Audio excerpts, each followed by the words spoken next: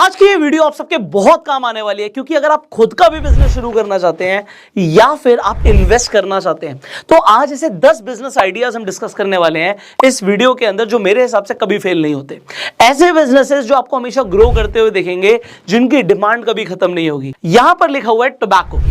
अब इंडिया के अंदर टोबैको की बात करें, फूकने वाले टोबैको की मतलब सिगरेट की बात करें, या च्युइंग टोबैको की बात करें मतलब गुटखे की, बहुत बुरी चीजें हैं, हम सबको पता है।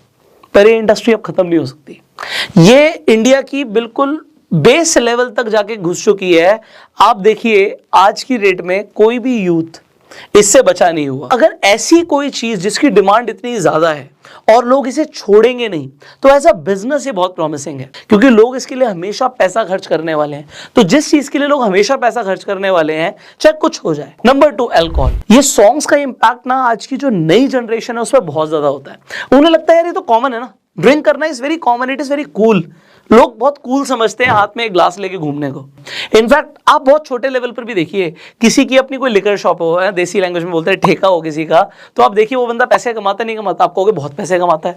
क्योंकि वो बहुत पैसे इसलिए कमाता है क्योंकि इसकी डिमांड बहुत ज्यादा है और इसकी डिमांड खत्म नहीं होनी। चाहे ये चीज गलत हो, एथिकली गलत हो, मॉरली गलत हो, पर लीगल है। और अगर कोई चीज लीगल है और धड़ल्ले से चल रही है तो लोग इसके लिए पैसा खर्च करेंगे। अब यहां पे समझते हैं तीसरी चीज क्या लिखी हुई है, रेंटल प्रॉपर्टी बिजनेस। सी, अगर आपके पास खुद की प्रॉपर्टी है तो आपको समझ आ रहा है आप उसे रेंट पे दे सकते हो, चाहे वो कमर्शियल हो चाहे वो रेजिडेंशियल हो। अब जिन लोगों के पास अपनी प्रॉपर्टीज बन गई हैं, आप देखेंगे वो लगातार पैसा कमा रहे हैं।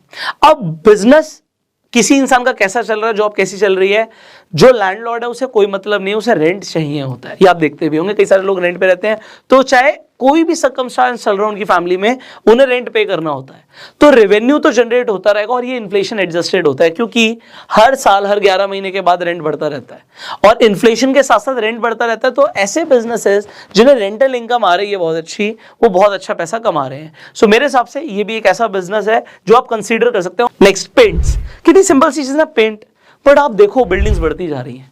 अब रेंटल होगा तो भाई कुछ टाइम बाद उसका पेंट भी खराब होगा, पेंट तो कराना पड़ेगा। अब चाहे किसी भी तरीके का इंफ्रास्ट्रक्चर हो, पेंट रिक्वायर्ड होता है।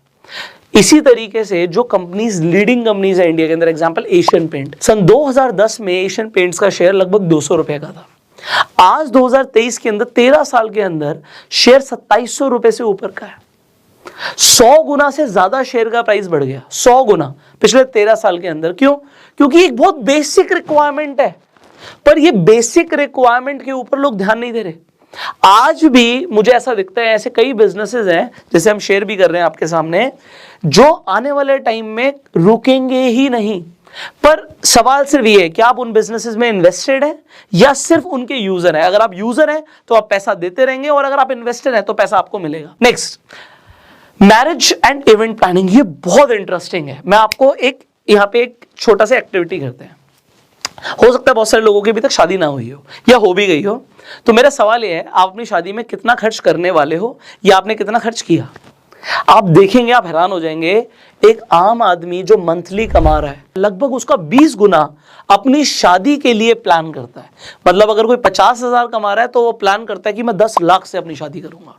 तो आप देखिए, वो फोन लेकर आ रहा है, जूता लेकर आ रहा है, कपड़ा लेकर आ रहा है। ये सारी इंडस्ट्रीज एक तरफ है, और एक बार में जहां पे वो 100 गुना पैसा डाल रहा है, वो इंडस्ट्री कितना पैसा कमाएगी। सो ये मैंने मैरिज एंड इवेंट प्लानिंग जरूर लिख दी है, बट मैरिज के अंदर सबसे पहले आता है वो कहां पे शादी करेगा। आजकल 5 स्टार्स का चलन बहुत ज्यादा बढ़ गया, लोग 5 स्टार प्रॉपर्टीज को प्रेफर कर रहे हैं, खासकर कोविड के बाद। तो क्या ऐसी कंपनीज हैं इंडिया के अंदर जो 5 स्टार होटल चेन्स रन कर रही हैं? क्या आप उसके अंदर इन्वेस्टर हैं?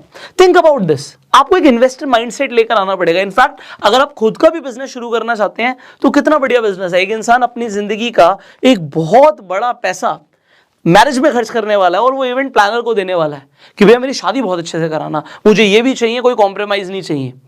और वहां पर बहुत पैसा बन सकता है। ये इंडस्ट्री बहुत प्रॉमिसिंग है, कम से कम अगले 20 साल तो मैं देख रहा हूं, क्योंकि सेलिब्रिटीज ने, इंस्टाग्राम ने, सोशल मीडिया ने लोगों के दिमाग में डाल दिया कि भैया शादी हो तो ऐसी हो, और लोग पैसा खर्च करते हैं। और पैसा खर्च करते हैं तो आपको बिजनेस माइंडसेट अपना यूज जरूर करना है वहां पे। नेक्स्ट यहां पे लिखा हुआ है टायर बिजनेस।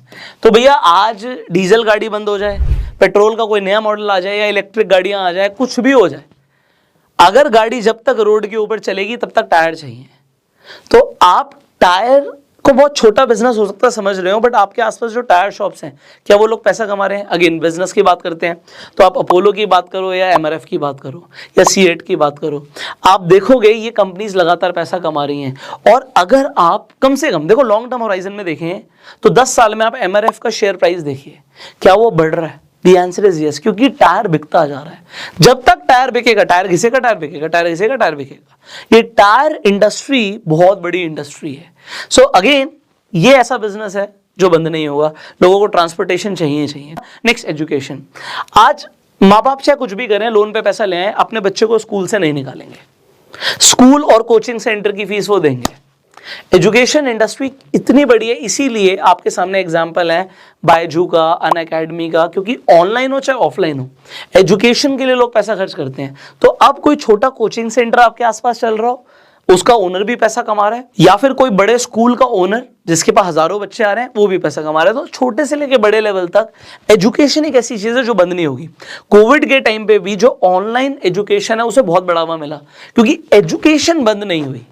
लोगों को बीमारियां बढ़ती चली जा रही हैं, लोगों का लाइफस्टाइल खराब होता जा रहा है, बीमारियां बढ़ती चली जा रही हैं, और लोग अपना इलाज कराने के लिए बहुत पैसा खर्च करते हैं। अगेन, अगर आप बीमार पड़ते हैं, बाई चांस, भगवान ना करे आप बीमार पड़े, बट अगर आप बीमार पड़ते हैं, आप कौन से हॉस्पिटल में जाके अपना इलाज कराना चाहेंगे? क्या वो मैक्स हॉस्पिटल है? क्या वो फोर्टिस हॉस्पिटल है? क्या वो अपोलो हॉस्पिटल है?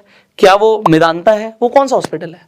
अगर आप नाम ले रहे हैं किसी अच्छे ब्रांडेड हॉस्पिटल का, तो आप ध्यान रखिएगा, कभी भी घर में भी कोई बीमार पड़ेगा तो आप उन्हें वहीं लेके जाएंगे, और जब आप वहां लेके जाएंगे तो वहां पे लाखों रुपए का बिल आएगा। आप चाहे वो आप पे करें या आपका इंश्योरेंस कंपनी पे करे, वो एक अलग बात हो गई, पर पैसा तो वो हॉस्पिटल्स कमाएंगे। ऐसे बिजनेसेस जो फेल नहीं होंगे, सो हॉस्पिटल्स आपको क्या लग रहा है बंद हो जाएंगे? लोग आना छोड़ देंगे हॉस्पिटल्स में? इतने हेल्दी हो जाएंगे लोग हमारा एनवायरनमेंट देख के? अगर नहीं तो consider becoming an investor into hospital. Pharma companies, so Covid से तो हम देख ही रहे हैं कि फार्मा कंपनीज के शेयर्स भाग रहे हैं। क्यों भाग रहे हैं? क्योंकि भैया लोग दवाइयों पे इतने डिपेंडेंट हो गए हैं, और आने वाले टाइम में आपको क्या लगता है फार्मा कंपनीज चलेंगी नहीं चलेंगी?